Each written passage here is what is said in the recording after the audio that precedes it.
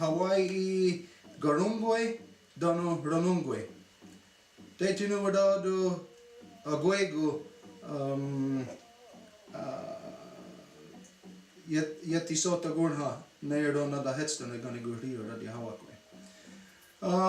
What I had given was the greetings within our language, which is what you know as Mohawk, but which is Ganyangahaga.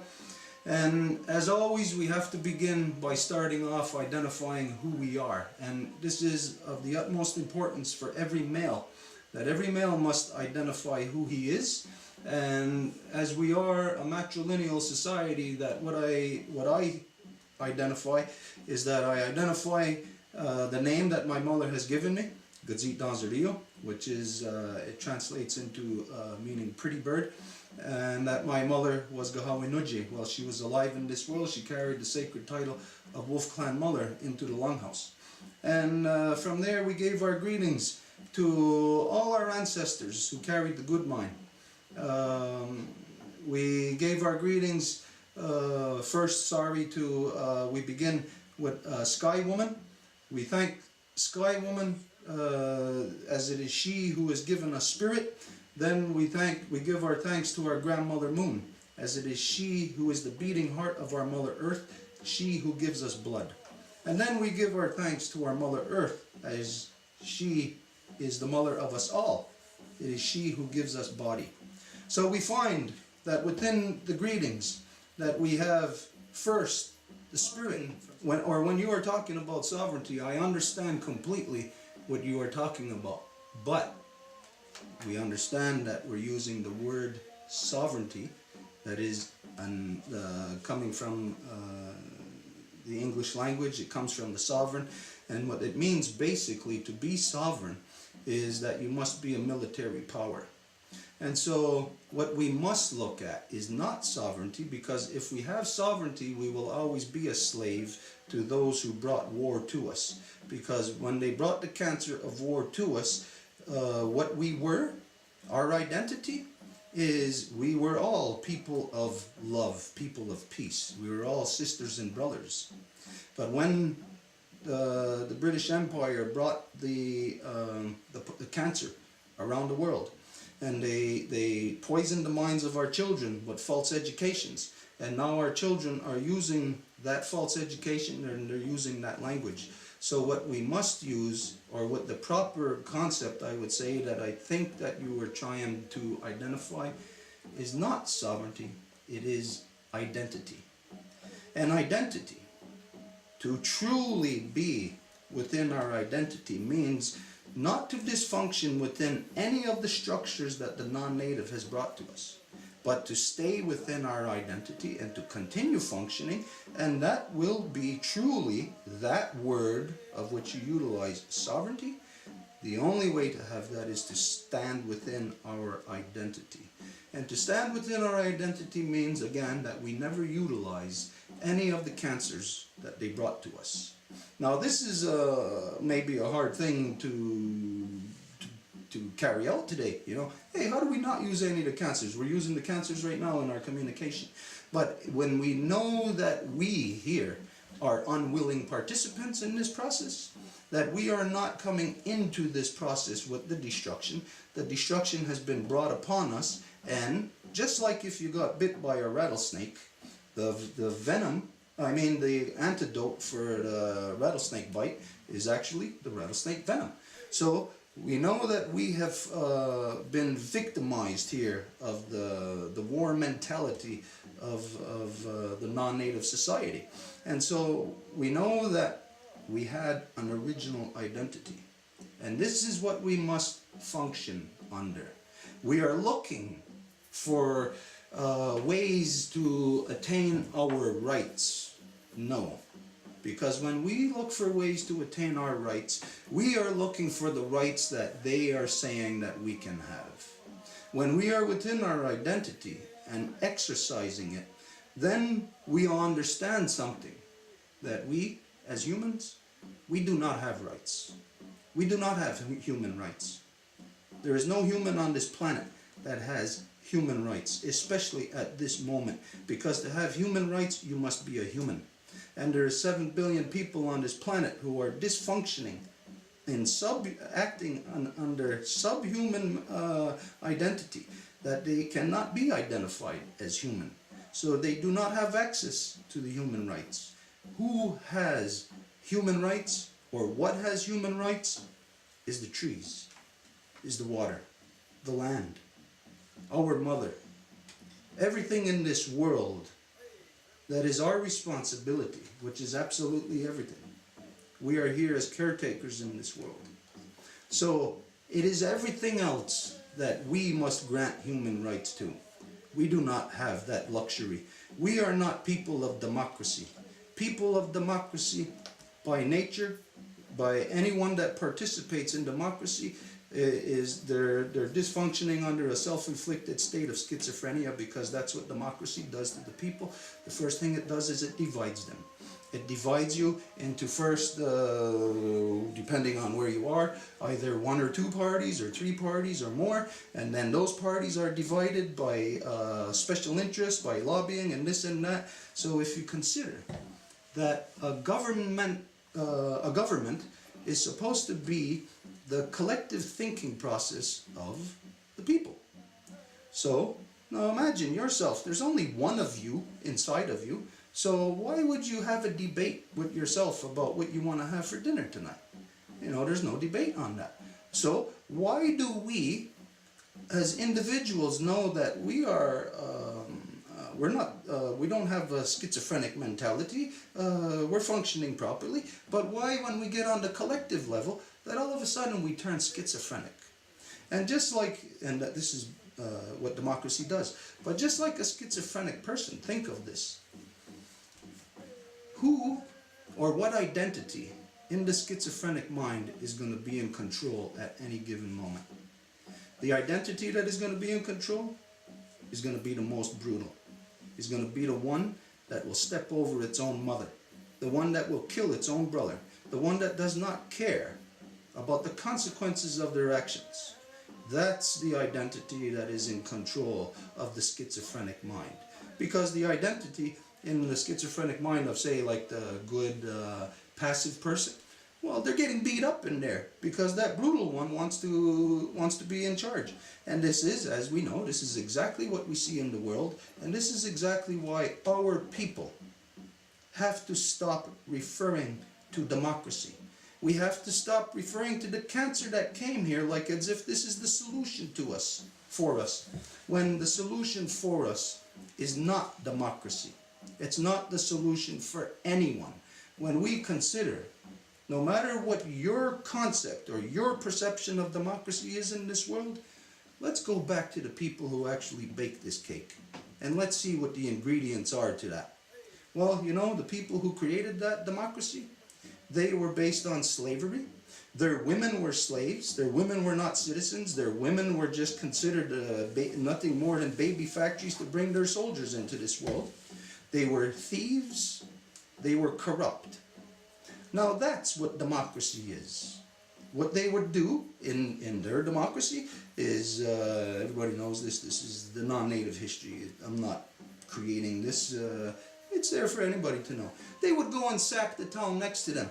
And then they'd send in somebody that come in and say, hey, I can protect you. I'll bring in my army.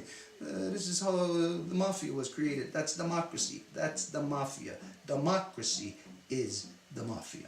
And so this is the corrupt thinking that has poisoned the minds of our people, because our people never dysfunctioned under democracy.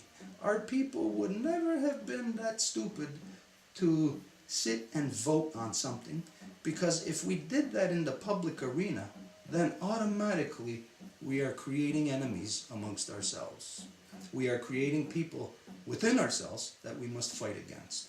No, our people were never that stupid. Our people were smart. And they were so smart that we were managed by our mothers, by the wisdom of our elders. Not to the point of where any person, well, you become an elder and then you can just start telling the people what to do, you can become a tyrant. No. Within our Constitution, within matrilineal law, which is what everybody within this hemisphere was at one time, even on the other side of the world.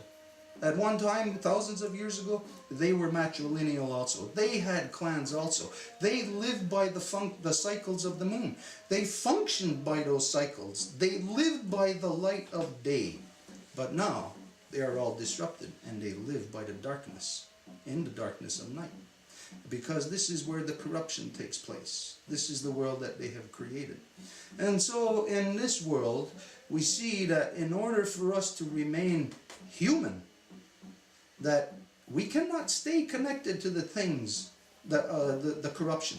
We cannot stay connected to somebody that is, like for instance, if somebody came running into your house right now that you knew was connected to a murder, and the cops came to your house and said, oh, I don't know, whatever. Well, you know that you would be guilty of, what the heck is that term?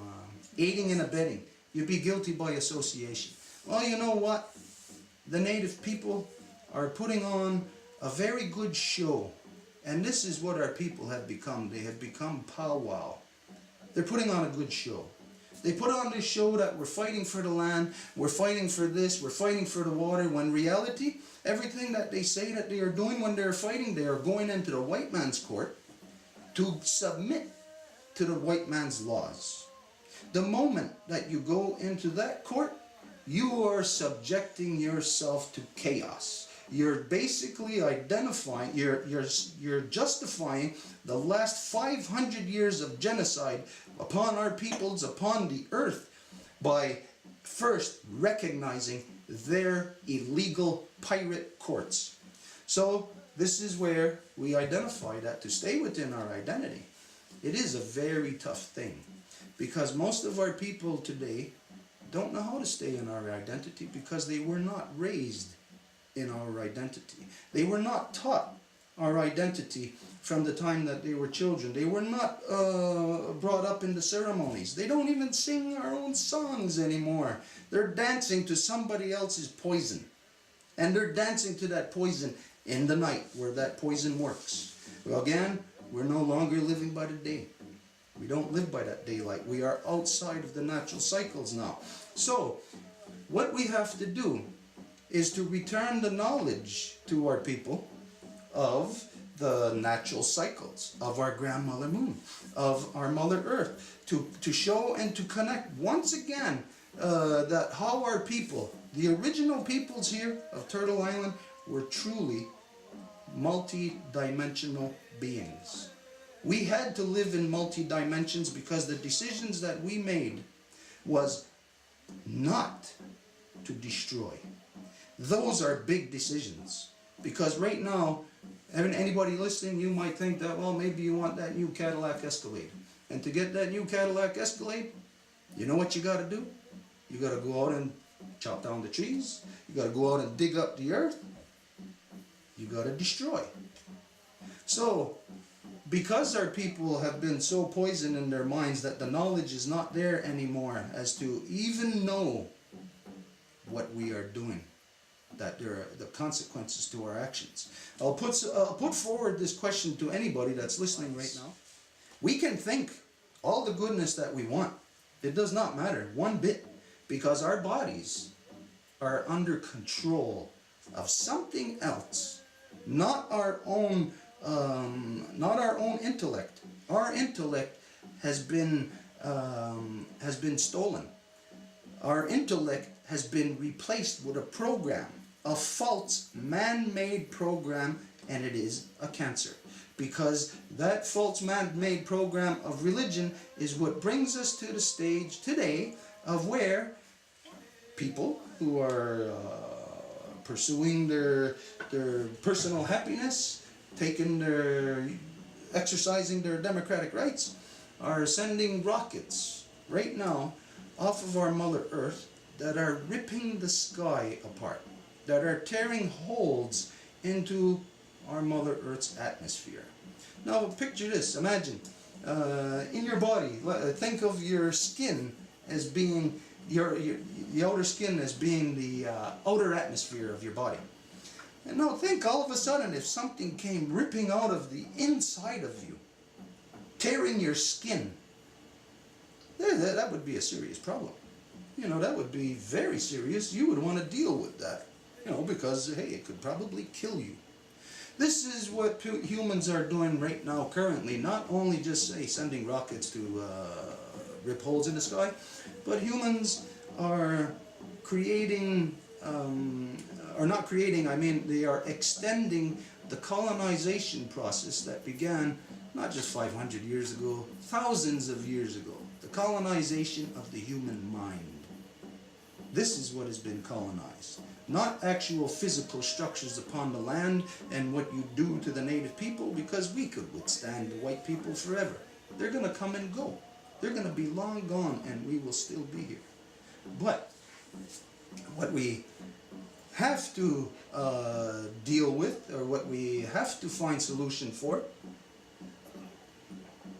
is not what they are putting in front of our face. Because this is the equivalent of you, us, being led down a maze like a mouse chasing the cheese, and when you get to the end there's 2 doors there. That's democracy, and they say make your choice between those 2 doors. That's democracy.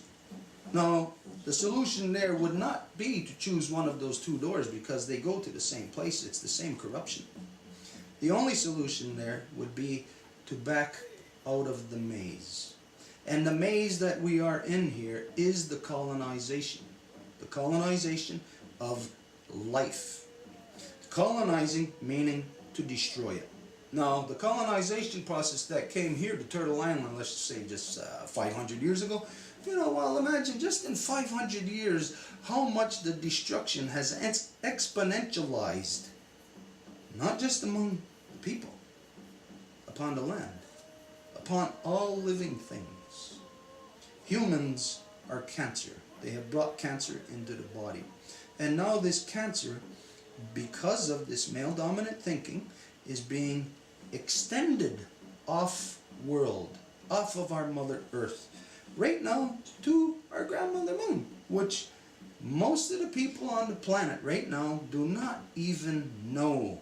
They're unaware of the actual motions, the plans, the governmental litigations that have been put into place to already begin the colonization of our grandmother Moon.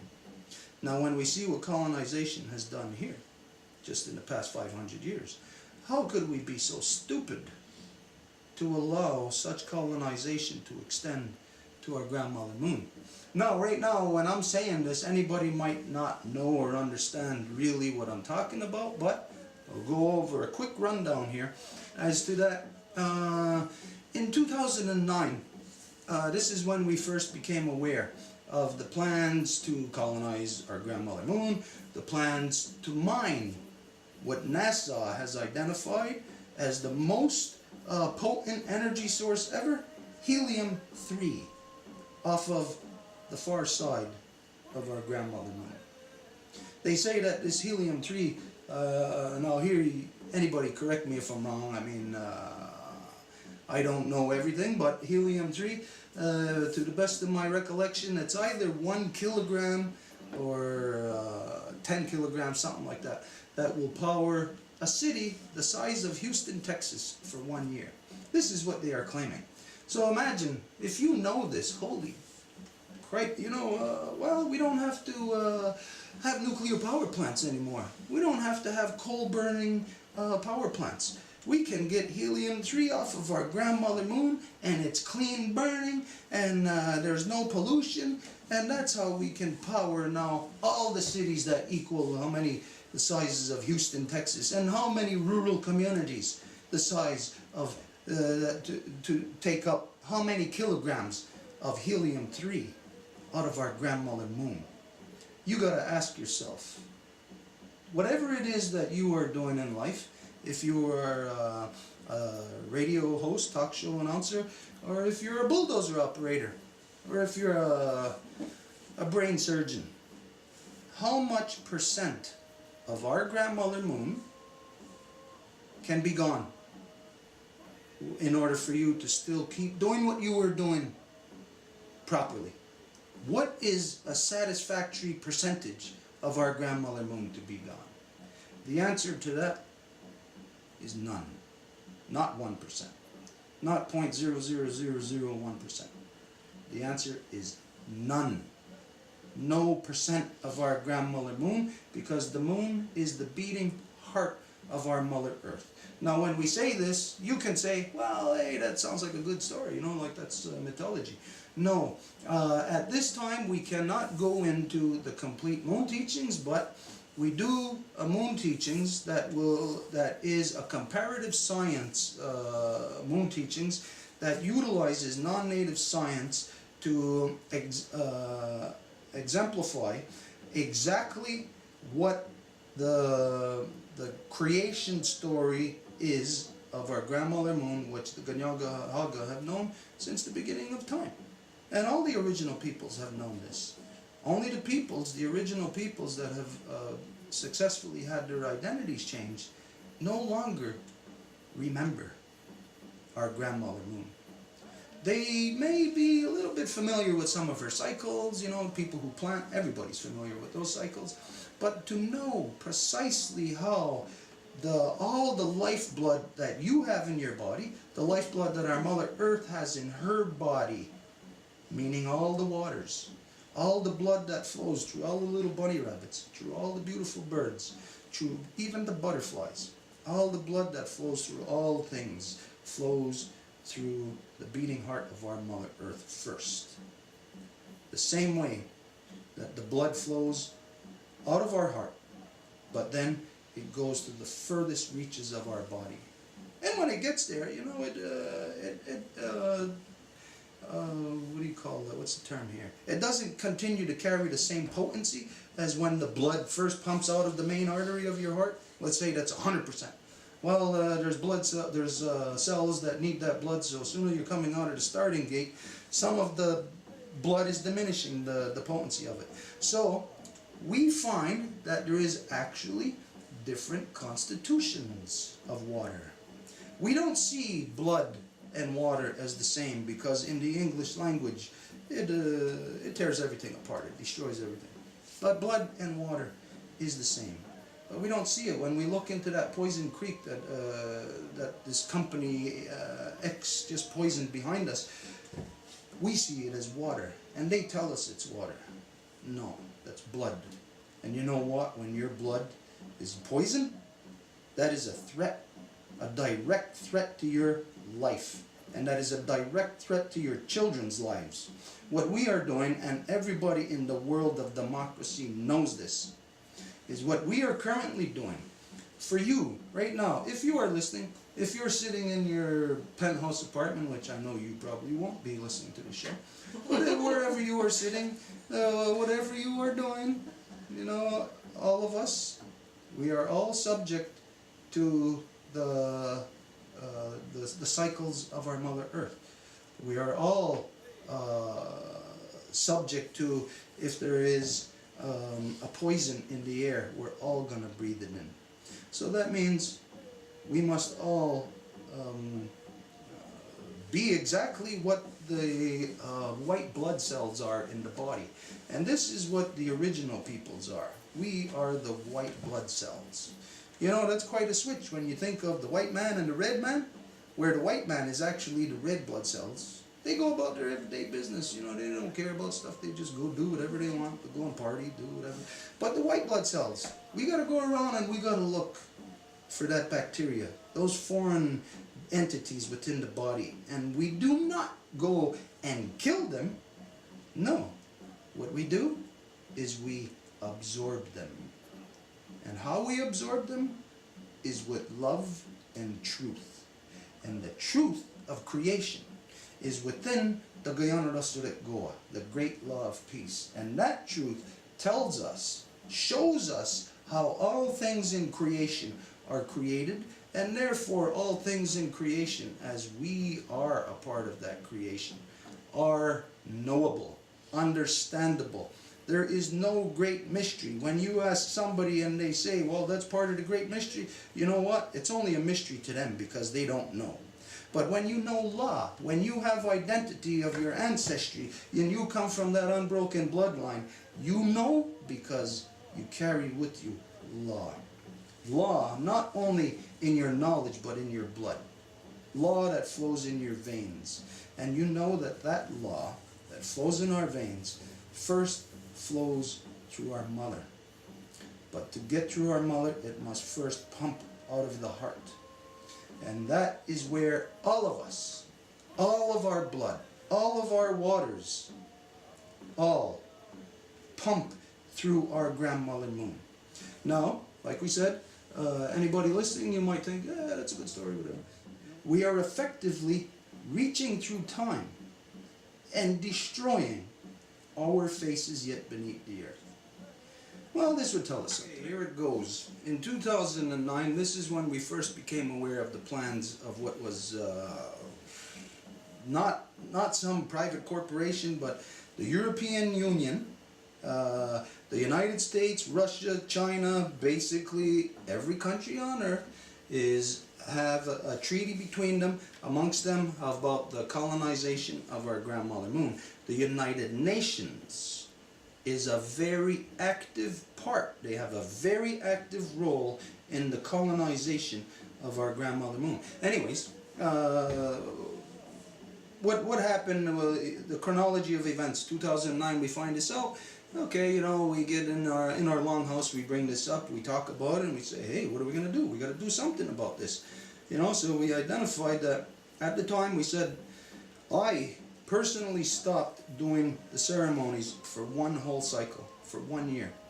At the end of the year, we called the people back into the longhouse and we said that we are not going to continue the ceremonies any longer.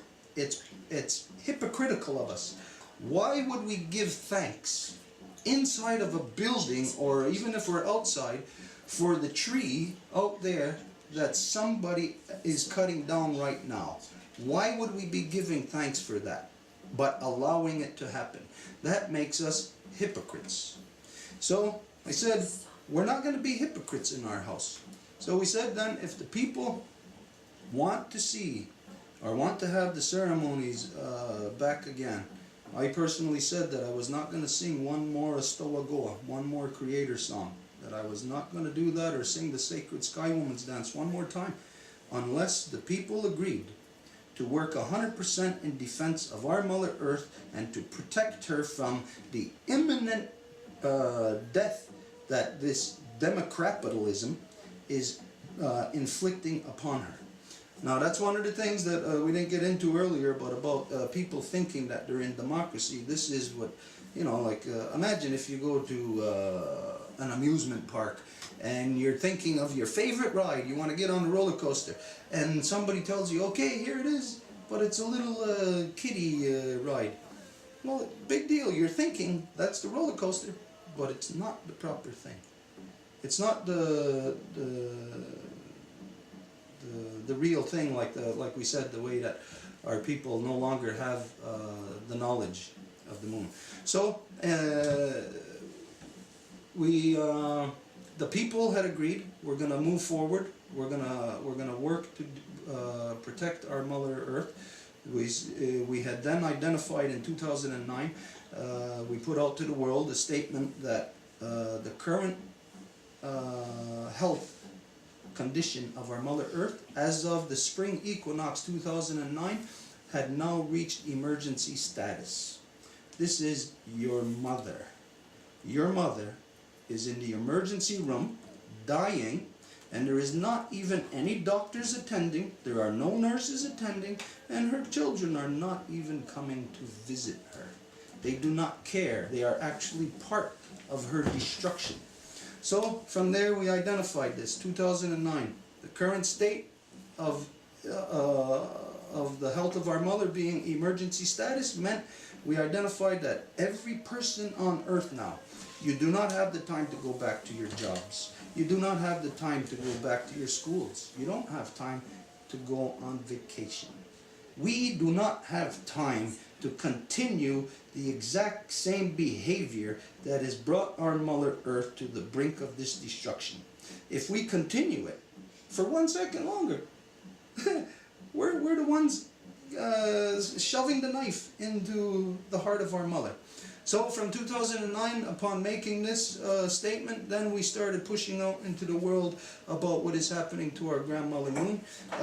What ended up happening is that in that process, in 2011, I believe it was, I got wind of the news, and everybody in the world had access to this, but it seemed like nobody heard about this.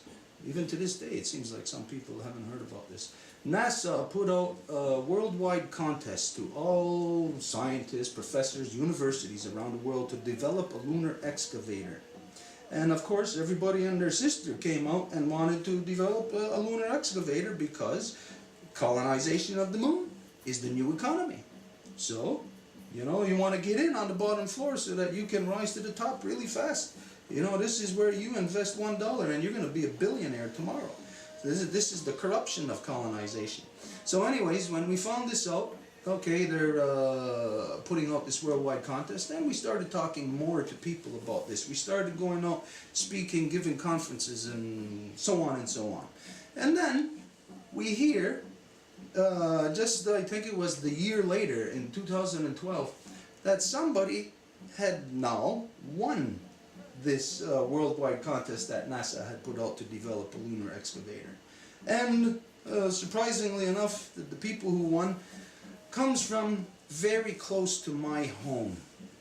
Now, my home is in Turtle Island, but the colonizing forces, the invasion that came here, they identify where I live as a place called Canada. There's no such place as Canada. There's no such place as the United States. These are states of mind. It is a state of mind. A state of mind where you do not give a damn about anything, where you will kill your own mother, where you step over your brother, where you are pursuing greed. That's what personal happiness is. But they identify it as personal happiness, but it's greed. But anyways, the people who won this prize was very close to me. I live in Kahnawake, that's on the south shore of what you might know as Montreal. Now, I'm like 10 minutes from downtown Montreal, that's where our reserve is. Now, there's a city, Quebec City, that is about 2 hours drive from Montreal, which is where these people are in the University of Laval that won. They won the prize, the contest. They developed the lunar excavator. And so that's what we heard. So then we started more pushing the knowledge that we have about what's happening to the moon out there. Anyways, in the same year, 2012, they win the lunar excavator prize in close to my territory. Then in that year, they also hold NASA, all the what's called the controlling countries of the International Space Station were all present at a conference that was held in Quebec City, 2 hours from my home. And these two scientists laugh in my face, literally. They laugh right at me. They go, no, this is science fiction, this will never happen. Anyways, this was all, it was videotaped. We put it on our YouTube channel. Later on, we'll send you the information on this where you can see it. Anybody can see this. So in 2012, official scientists of the European Space Agency, European Union Space Agency, are telling us... What? You're talking to yourself. Why? They hang up. How far back? I have no idea. Why didn't they contact us? They can't. We gotta call back. Call back, please. Hello. Aloha. When did it cut? We don't know. Where did it stop when he was talking? Can we bring you back up, please? Yeah, and how long has it been off for? Oh, it seems like maybe just a couple minutes. Okay, a couple of minutes. Okay. So, and you don't know like where it left off? Hold on, we're gonna bring you right back up. Thank you, Tim. I'm gonna call her back. I think we're back on. Representative Stuart, are you there? Hey, we're here. Okay. Yeah, right about there would be a good place. Okay, well first there was this lunar excavator that was developed here in so-called Quebec, in the University of Laval. It's right next to me. It's in my backyard, you know. And anyways, then there's this conference held at in Quebec City at this big fancy hotel. It's NASA, it's the Canadian Space Agency, it's the European Union Space Agency, China. All the controlling countries of the International Space Station were present. And the purpose of that conference, what they were discussing, was the future development, mining, militarization, colonization of our grandmother moon. Now, when we heard about this, of course, it's in my backyard. I'm not going to sit still. We went there, my father and myself, another old man. There was 4 or 5 of us that went. One of the women from the longhouse. We went to this big giant conference room. They had the doors wide open. And when we walked up there, you know, my father, it looks like a scruffy old Indian, he's all dirty in his work clothes and that. You know, they couldn't believe it. Here's all these people in their suits and ties, and they're talking about destroying the moon, and they see us come walking up, and they got completely nervous. Anyways, there's a video of this. It's online. We posted it. I personally confronted 2 scientists from the European Union. One was from Belgium, one was from France, and I asked them directly, to their face, about the future development, mining, all of that stuff about the moon. They laughed in my face. They said, "Oh, no, that's science fiction. No. They completely denied it. But of course, they were lying. So, a couple of years later, we're pushing more and more. We're having conferences out with the public, telling people about what's happening to the moon. But we're not just telling them about what's happening to the moon. We're telling them the solution. And we're telling them, we're explaining to them with their own science how our grandmother moon is physically the beating heart of our Mother Earth. Now I know you keep hearing me saying this, and like I said again, we don't have the time to give the moon teachings right now. That's could take a couple of hours, could take even a day. But there is, in this process of what we were bringing the information out to the people, one of the conferences we were doing, it was at the Botanical Gardens in Montreal at the Olympic Village, and there was a woman that was present, and we had identified, we're doing the moon teachings, and she came up to us and she said that it changed her life. And so we didn't know at the time, but she was an author, and what she did was she wanted to help push the message out. Her name was Guylaine Clich, an author here in Quebec. And she was so excited about this, she wrote a book about us. She wrote a book that explains in there the moon teachings also. The book, it's called Words of Peace in Native Land. It was released last year, but anyways, in there, the moon teachings are, they are an oral tradition, but it is written down. It is a good way for a person to wrap their mind around the reality of what our grandmother moon is. But anyways, in this process of us fighting on behalf of our grandmother moon to save her, then we hear that last year there was this, the UN, what the heck did they call it? Forum for Indigenous Peoples. Yeah, the United Nations Permanent Forum on Indigenous Peoples' Rights. Indigenous issues, actually. It's Yeah. not peoples, it's just issues. Okay, anyways, in that process. It was held in April. And so what we did was we contacted them to bring the message of what is happening to our grandmother moon, to share the moon teachings, which we could do like kind of fast to give the basics. You know, it could be done in like about 20 minutes.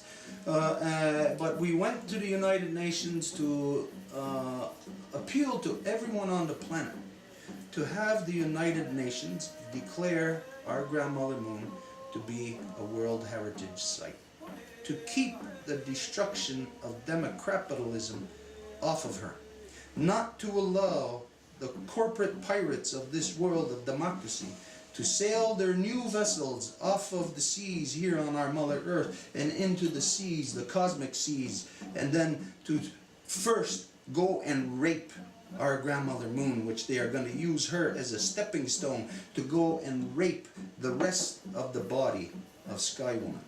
And so we went there to bring this message.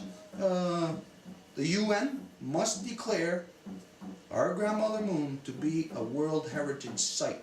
This is the only way that the UN will have any legitimacy. But there is a fact that we found out, that it is the UN's agenda, that the UN is pushing this. Now, there was two people here that were identified, that Nick identified at the beginning, Edith, Claude. They were very, very instrumental in the process of going to the UN, establishing all of this. So right now, we'll let them speak. I believe, Edith, you were the one that made the first contact, right, at the UN for us to go speak there. So Edith's going to give the update on that, and then Mary Claude will identify like what took place there when we actually physically went to the UN. Okay, hi everybody. Yeah, so it's really important that we speak about this because it's something that we often done here. We went to the United Nations with what Stuart mentioned. Excuse me, Edith? Yeah. Edith? Yeah. One moment. You've got about 2 minutes. I would like to have you guys call back on other shows. What you guys are sharing is really important. It's extremely fascinating. I believe it definitely is connected to what we're doing here. But we have 5 minutes left in the show. We got to run something. So you got 2 minutes to wrap up your piece. But I guarantee you we'll have you back on the show. Okay, in that case, we're going back to Stuart over here. Thank you. Okay, then to wrap up, there is something more than this. We're here to identify that we are continuing this fight.